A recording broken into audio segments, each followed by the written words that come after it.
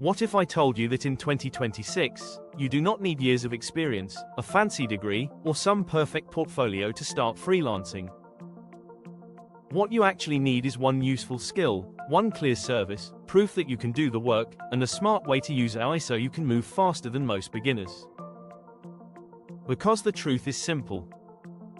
Most people are not stuck because they are untalented. They are stuck because they are confused. They do not know what to sell, how to start, what to learn, or how to package themselves. And that confusion keeps them watching, saving, planning, and overthinking instead of actually beginning. So in this masterclass, I am going to show you the roadmap. How to start freelancing with AI in 2026 from zero to first client. In this first part, we are going to focus on the foundation. We will talk about what freelancing with AI really means, what services beginners should offer, how to choose the right one, how to learn without wasting months, how to create sample work, and how to build a simple portfolio. Let us begin. Chapter 1. What freelancing with AI actually means. Before we talk about clients or money, let us fix the biggest misunderstanding around AI freelancing. A lot of people hear the phrase freelancing with AI and imagine one of two extremes. Either they think AI will do everything for them and money will somehow start showing up. Or they think AI freelancing means building highly technical systems, automations, APIs, or enterprise tools. For most beginners, both ideas are wrong. Freelancing with AI usually means using AI to help you deliver a useful service faster, better, and with more structure than someone doing everything manually. That is it. If you understand this clearly, everything becomes much easier. Let me give you an example. Imagine two beginners who want to help small businesses with Instagram captions. The first beginner writes everything from scratch. They waste hours thinking, rewriting, and getting stuck. The second beginner uses AI to brainstorm 5 hooks, improve weak lines, test different tones, and generate multiple versions. Then they edit the output and make it feel more human and useful. Now ask yourself this. Did AI replace the freelancer? No, it helped them move faster and think better. And that is the real idea. Clients do not pay because you opened an AI tool. They pay because you gave them something useful. They pay for better writing, better structure, better hooks, better organization, better communication, better presentation, better speed. The AI is not the product. The result is the product. That is why the better question is not, which AI tool makes money? The better question is, what problem can I solve better with the help of AI? If you want to help job seekers, AI can help you improve resumes and LinkedIn profiles. If you want to help creators, AI can help you brainstorm hooks, scripts, and content ideas. If you want to help businesses, AI can help you with captions, product descriptions, and simple content planning. If you want to help professionals, AI can help you organize information, summarize research, and structure presentations. So remember this line. AI is leverage, not identity. Do not rush to sound overly advanced. At the beginning, you win by being useful, not by sounding impressive. Chapter 2. The best beginner services to start with. Now let us talk about the practical side. What should a beginner actually sell? This is where many people get stuck. They keep comparing content writing, script writing, editing, social media, resumes, virtual assistants, research, presentations, and many more things. So let me simplify it. Your first service does not need to be perfect. It does not need to be your forever service.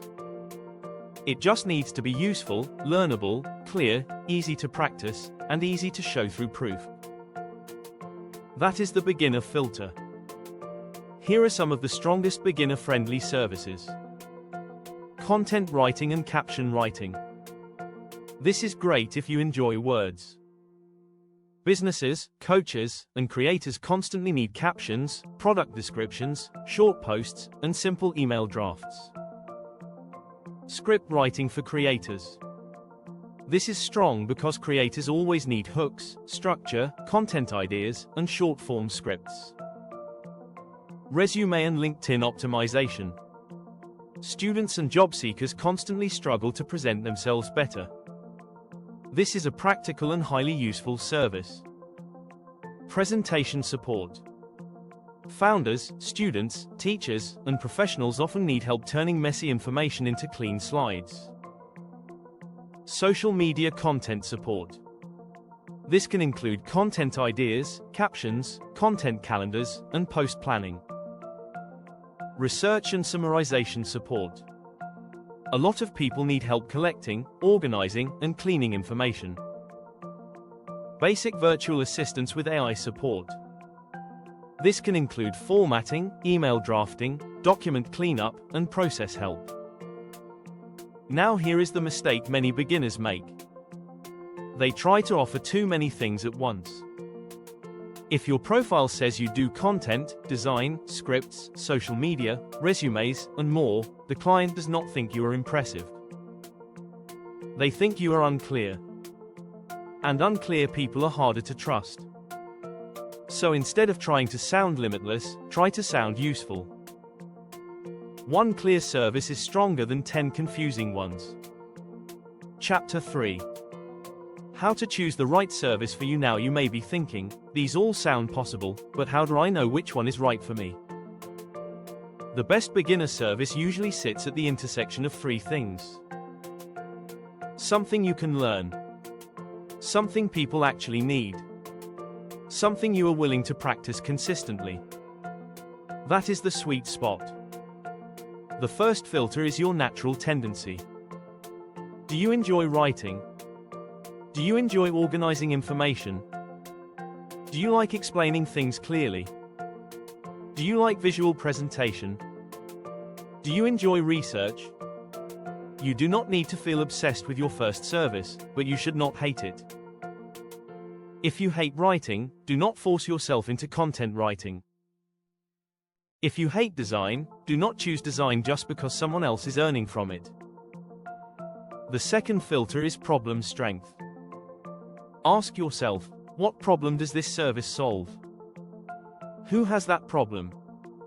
Would someone pay to remove that problem? People buy relief. Creators buy scripts because they need content. Job seekers buy resume help because they need interviews. Small businesses buy caption support because they want to post consistently. The third filter is proof potential. Can you create sample work for this service quickly? If yes, that is a very good sign. That is why beginner-friendly services often work best when they can be shown clearly. 3 caption samples. 2 short scripts. 1 resume transformation.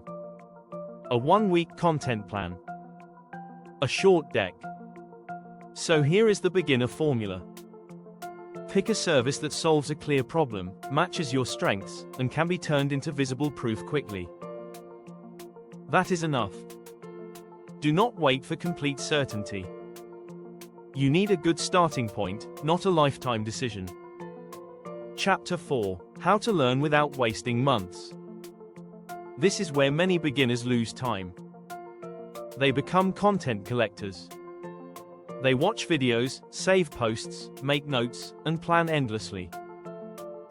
That feels productive, but often it is just delayed action. So here is a better rule. Learn in a way that creates output. If you want to start script writing, do not spend months only studying theory.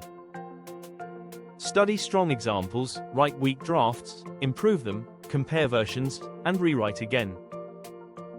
If you want to help with resumes, do not only read advice. Take weak examples, rewrite them, compare before and after, and learn through real changes. If you want to help with captions, study good captions, write your own, ask AI for stronger hook options, compare versions, and improve. Useful learning creates visible work. That is what matters. AI can help a lot here. Use it to explain structures, compare good and bad examples, suggest rewrites, generate practice prompts, and improve weak drafts. But do not let AI become a crutch. You still need judgment. The real freelancer advantage is not just generating output. It is knowing what good output looks like. A smart learning cycle looks like this: study examples. Create one version yourself. Use AI to improve and compare. Review what changed. Repeat. That is much more effective than endless passive learning. Chapter 5. How to create sample work that builds trust. Now let us move to one of the most important beginner advantages. Sample work. If you have no clients yet, sample work becomes your bridge. It helps you go from no proof to visible proof. But here is the mistake many beginners make. They create random samples that do not feel relevant to any real client. Good sample work should answer this question: can a client imagine me doing this for them? That is the goal. So if you want to work with creators, create creator-style samples.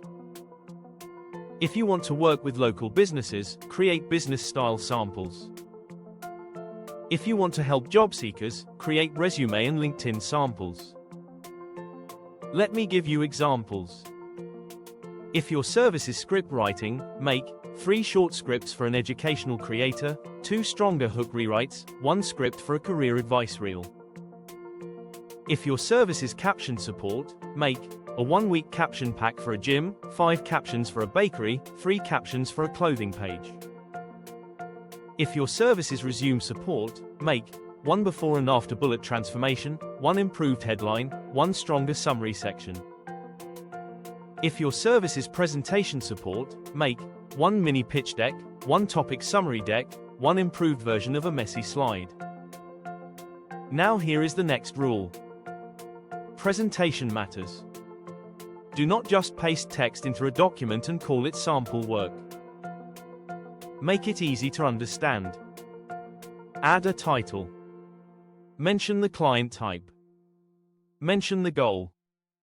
Show the output. And explain what it is meant to improve. For example, Instagram caption pack for local cafe goal. Help the business post consistently with more engaging captions that sounds much stronger than unnamed screenshots. Also, when possible, show transformation. Before and after. Weak version and improved version. Problem and solution. That helps clients trust your work faster. And yes, AI can help you create these faster. Use it for ideas, rough drafts, rewrites, and variations. But do not just copy raw output. Your value is in refinement.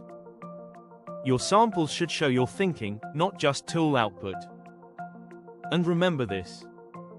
You do not need 50 samples. 3 to 5 strong ones are enough to start. Chapter 6. How to build a simple beginner portfolio. Now that you have sample work, let us turn it into a portfolio. Many beginners think they need a full website, premium branding, and a fancy design system. You do not. In the beginning, simple is better. You can build your portfolio in Canva, Google Drive, Notion, a PDF, or even a neat LinkedIn showcase. What matters is clarity. Your portfolio should make it easy for someone to understand what you do, who it is for, what kind of work you can produce, and whether it feels relevant to them. So structure it simply. Start with a 1-line introduction. For example, I help creators with short-form scripts and content ideas. I help job seekers improve resumes and LinkedIn profiles. I help small businesses create better social media captions. Then add 3 to 5 strong samples. For each sample, include title, type of client goal, what you created, optional short explanation of why it helps, for example, LinkedIn profile refresh for entry-level software engineer goal, improve clarity, professional tone, and recruiter appeal included, revised headline, about section, an experience bullet restructuring or Instagram caption pack for fitness coach goal, improve content consistency and engagement style language included, 10 captions and 10 hooks that sounds useful and professional. Now here is something important. Do not hide your portfolio waiting for perfection. Use it. Send it in proposals, attach it in messages, link it in your bio, and share it when relevant. A portfolio only helps when people actually see it. Extended Deep Dive Section 1. Why so many beginners stay stuck for months? Let us go deeper into something almost nobody talks about honestly. A lot of beginners are not stuck because they lack talent. They are stuck because they are trapped in a loop. That loop usually looks like this. They get excited. They watch a few videos. They discover a new AI tool. They feel hope. Then they see another skill trending. Then they change direction. Then they compare themselves with more advanced people. Then they feel late. Then they watch more videos. Then they do nothing. And the dangerous part is that this feels productive. Because you are thinking, saving, planning, and researching. But none of that creates momentum unless it turns into visible work. Imagine two beginners. One keeps learning for 6 months and still has no clear service, no samples, no outreach, and no portfolio. The other chooses one service, creates 3 decent samples, and starts sending messages even though they still feel nervous. The second person is moving much faster, even if they are less polished. That is how freelancing actually works. Useful action beats endless preparation. Extended Deep Dive Section 2. How to think like a useful beginner instead of an insecure beginner. This mindset shift changes everything. An insecure beginner thinks, I have no experience. Why would anyone trust me? Maybe I should charge very low. Maybe I should say yes to anything. Maybe I should tell people I can do everything. That mindset leaks into everything. The profile becomes vague. The pricing becomes weak. The messaging sounds apologetic. Then clients feel uncertain. Now compare that to a useful beginner. A useful beginner thinks, I may not have years of experience, but I can still solve one problem clearly. I may not know everything, but I can create proof. I may not be advanced, but I can be reliable. That beginner sounds very different. Their service is clearer. Their samples are stronger. Their tone is calmer. Their presentation feels more trustworthy. Clients do not only buy skill. They also buy comfort, clarity, and reliability. That is why a useful beginner often gets farther than a talented but chaotic beginner. Extended Deep Dive Section 4. How to build skill faster through service-based practice. This is a powerful concept. There are 2 kinds of practice. Isolated practice and service-based practice. Isolated practice means doing random exercises. Service-based practice means practicing in the same format a client would actually pay for. That second kind is much more powerful. If your service is script writing, practice real short scripts, stronger hooks, and better content flow. If your service is caption support, practice caption packs, launch captions, engagement captions, and call to action styles. If your service is resume help, practice bullet rewrites, summary improvement, and experience reframing. If your service is presentation support, practice turning messy information into clean slides. Service-based practice improves your skill faster and naturally creates sample work at the same time. That is efficient growth. So instead of only learning in theory, learn in the exact form that clients will one day pay for. So at this point, you now understand the foundation. You know what freelancing with AI really means. You know which beginner services make sense. You know how to choose one that fits you. You know how to learn without wasting months. And most importantly, you know how to create proof through sample work and turn that into a simple portfolio. That is the first half of the journey. Because before you ever think about getting clients, you need to become clear, useful, and visible. And now we are going to take the next step. We will talk about how to actually find clients, message them, follow up, build trust, create better offers, price your work, avoid beginner mistakes, and turn your first project into real momentum. So till now we covered the foundation. We talked about what freelancing with AI actually means, how to choose the right service, how to learn faster, how to create sample work, and how to build a simple portfolio.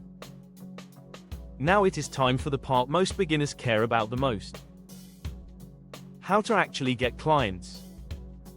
Because once you have a useful skill and visible proof, the next challenge is clear. How do you find the right people? How do you message them? How do you make them trust you? How do you price your work? And how do you turn one small opportunity into real momentum? That is exactly what this part is about. Let us begin. Chapter 7. Where to find your first clients. Now let us talk about one of the most common questions. Where do first clients actually come from? The answer is not one magic platform. Clients come from places where people already need help. For beginners, the goal is to stop being random and start being intentional. Here are some of the strongest places: LinkedIn, Instagram, Fiverr, Upwork, Facebook groups, creator communities, startup communities, local businesses, people already in your network. But the key is not just showing up there. It is knowing who to look for. If you help creators with scripts, go where creators are already posting consistently. If you help small businesses with captions, look at businesses with weak caption writing. If you help with resumes, go to fresher communities, student groups, and career spaces. If you help with presentations or summaries, target founders, consultants, teachers, coaches, and professionals. Let me give you a practical example. Suppose you want to help restaurants with content. You visit local restaurant pages and notice many of them post decent food pictures but weak captions. That is a real opportunity. Or suppose you want to help student creators with script writing. You notice several Instagram pages posting useful information but starting every reel with flat, slow openings. That is also a clear opportunity. Do not look for clients everywhere. Look for people already showing signs they need help. That makes outreach far more effective.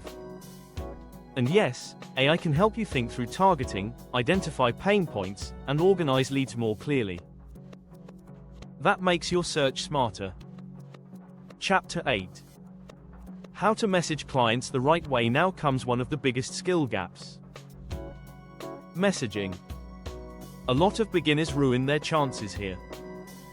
They send weak messages like, "Hello sir, I am a freelancer and I need work. Please give me one chance." That does not work. Why? Because it is about you, not about the client. A stronger message should feel relevant, short, clear, human, and low pressure. The best beginner message usually has 3 parts. What you noticed. How you can help. One easy next step. For example, I noticed your reels have strong visuals, but the opening hooks could be sharper. I help creators improve short-form scripts and hooks. I can share one sample rewrite if you would like. That is much better. For a local business, you could say, "I saw your page and noticed the product visuals are good, but the captions could be more engaging and easier to relate to. I help brands improve content writing and planning. I can share one sample caption pack if useful. For a job seeker, I noticed your LinkedIn profile has strong experience, but the presentation could feel sharper for recruiters. I help with profile and resume improvement. Happy to share one sample rewrite style if useful. Now here is the rule. Do not write essays. Clients are busy. The first message should be easy to read in seconds. Also personalize at least one piece. Mention their page, their style, their product, their content, or a specific gap. That makes the message feel human. AI can help you build templates and improve wording, but do not let the message sound robotic. AI should help you write better, not more generic. And remember this. You are not begging for work. You are showing someone a useful opportunity. That difference changes your tone. Chapter 9. Follow-up, trust, offers, pricing, and first client momentum. Now let us combine several things beginners usually learn too late. First, follow-up. A lot of people think no reply means no interest forever. Not true. Sometimes people are just busy. A good follow-up is short, calm, and useful. For example, just following up in case you missed my last message. I would still be happy to share that sample if this is something you are open to exploring. That is enough. You are not begging. You are not chasing. You are just reopening the conversation. And if possible, bring a little value into the follow-up. For example, I also noticed one more improvement idea for your content. I can share a quick example if helpful. That makes the follow-up more useful. Now the next big thing is trust. Many beginners think clients only trust experience. That is not true. Clients also trust clarity, professionalism, proof, honesty, and reliability. So if you want to build trust, be clear about what you do. Show sample work. Communicate professionally. Be honest without sounding weak. And make the first step low risk. For example, instead of acting like a giant expert, you can say, I am still early in my journey, but I have built sample work in this area and I would be happy to show you what I can do. That feels honest and useful. Now let us talk about offers. Your skill is not the same as your offer. A weak offer is, I do captions. A stronger offer is, I help local businesses post consistently with 10 ready-to-use captions and content ideas for the next 2 weeks. That feels clearer, more useful, and easier to buy. Now let us talk about pricing. Many beginners freeze here. They either charge too low or avoid giving a number because they feel unsure. So keep your first pricing simple. Per task. Per package. Per deliverable. And avoid sounding apologetic. Say the price clearly and explain what is included. For example, my starter package includes 5 scripts and 1 round of revisions, and this is the starting price. That sounds much stronger than, anything is fine. And now the most important part. Momentum.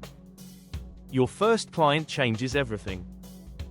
Not just because of the money, but because of proof, confidence, feedback, and learning. So do not obsess over a giant perfect client. Aim for one useful project. One positive experience. One real yes. That is enough to create momentum. Chapter 10. Final closing and real beginner action plan. Now let us bring it all together. If you want to start freelancing with AI in 2026, here is the roadmap. Choose one beginner-friendly service. Learn enough to become useful. Create 3 to 5 strong samples. Build a simple portfolio. Find people who clearly need your help. Write short relevant messages. Follow up professionally. Package your work into a clear offer. Price it simply. And take action before you feel fully ready. Now let me give you a practical action plan. Day 1 to 3 choose one service and study strong examples. Day 4 to 7 create your first sample drafts and improve them with AI. Day 8 to 10 finish 3 strong samples and build a simple portfolio. Day 11 to 15 write your one-line service statement, improve your profile, and make a small lead list. Day 16 to 20 send your first personalized outreach messages. Day 21 to 30 follow up professionally, improve your messages, improve your samples, and try to close one small first project. That is a very realistic beginner month. Not magical. Not glamorous. But real. And that is what matters. Extended Deep Dive Section 3. The psychology of why clients say yes to beginners. A lot of beginners imagine clients as perfectly logical buyers who only compare years of experience. That is not how real people behave. Clients usually decide based on a mix of questions. Do I understand what this person does? Does their work look relevant to what I need? Do they seem easy to work with? Do they communicate clearly? Does this feel worth trying? Notice something. None of those questions require 10 years of experience. That is why beginners can still win. Sometimes the reason a client says yes is not because you were the most advanced option. Sometimes it is because you were the clearest, you were the fastest to respond, you understood the problem better, you made the first step feel smaller, you sent a relevant sample, you sounded easier to work with. Relevance can beat generic experience. Clarity can beat noisy talent. Proof can beat vague claims. That is why beginners still get real opportunities. Extended Deep Dive Section 5. What to do when you feel behind everyone else. At some point, you will look at other people and feel behind. You will see people with better profiles, better portfolios, stronger content, more confidence, more clients, and more proof. If you are not careful, comparison will quietly kill your progress. Because instead of building your own system, you will emotionally react to someone else's timeline. So remember this. You are not behind if you are still building the foundation. You are only behind if you stop building. Every strong freelancer once had no clients, no proof, no testimonials, no pricing clarity, no portfolio, no idea how to message people. The difference is that at some point, they stopped treating that like a permanent identity. They started making samples. They started reaching out. They started learning from silence, rejection, and improvement. And slowly, things changed. So when you feel behind, ask a better question. Not, why am I not already there? Ask, what is the next useful action that moves me one step forward today? That is the healthier question. Extended Deep Dive Section 6. Extra recording expansion prompts for a full 2-hour delivery. If you want to make this part even more engaging while recording, here are some natural inserts you can say. If I was starting from zero today, I would not try to become everything at once. I would choose one service, make 3 sharp samples, and start reaching out before I felt fully ready. The wrong way is to say I do everything. The right way is to say I help this type of person solve this type of problem.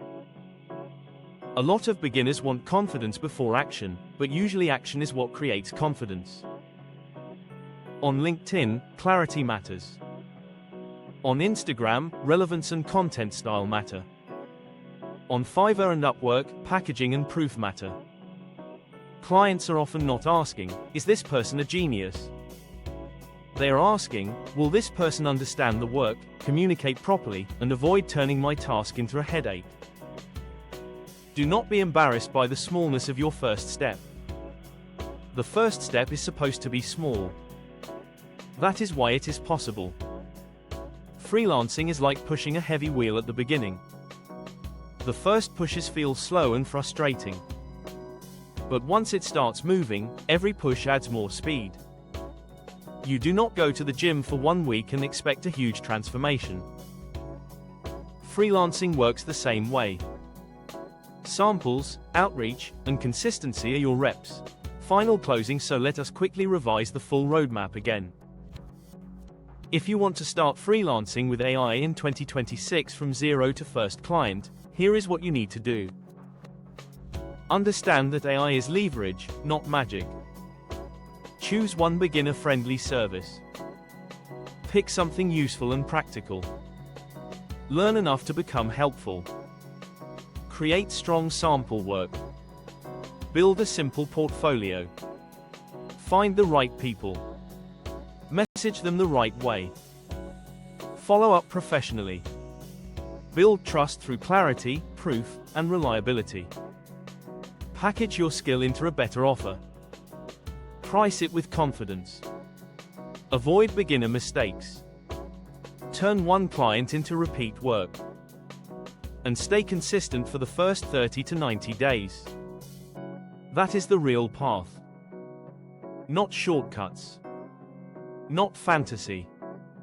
Not endless waiting. Action. Clarity. Proof. Consistency. And if you are serious, take one step today. Pick one service. Make one sample.